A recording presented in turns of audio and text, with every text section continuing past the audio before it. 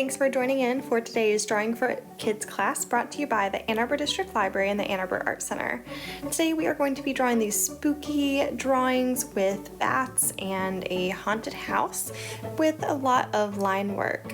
So the first thing we're going to do is draw a funky little house. So notice that I'm using a lot of angled lines. I'm not worried about keeping it very straight and perfect. I'm letting it be very loose with angled roofs and crooked windows and a door, chimney, all of that.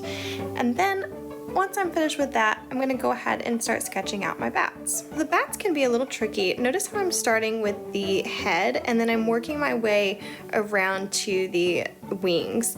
And then what I'm doing is I'm starting with that little middle part on the bottom part of the bat and the little pointy triangular kind of shape, and then just kind of making some little curvy lines to connect it to the top part in the side there of the wings. Once I have sketched out the bats, you can see I drew a circular moon there in the background, and then I'm just coloring it in with a black marker. So I am going to be coloring in a lot of this with a black marker, actually, including the haunted house and the ground, and then I've outlined the moon. And then what I'm doing with the moon and the windows is I'm going to color that in with a yellow marker.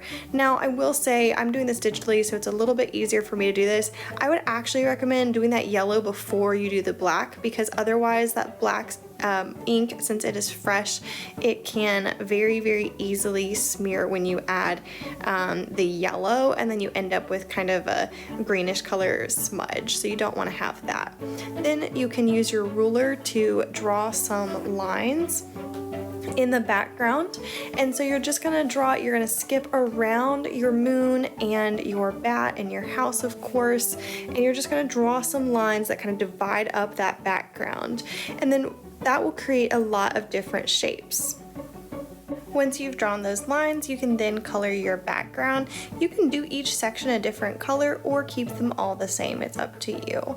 And then once you've done that, then you can go ahead and start using your ruler and a smaller ink pen to fill in each shape with different lines going different directions. So make some that are going diagonal, some vertical, horizontal, and just switch it up to each one so that the ones, there's not two that are next to each other that are going the same direction. And then that's all really that we're going to do to this drawing, so I hope that you created something that you're really proud of today.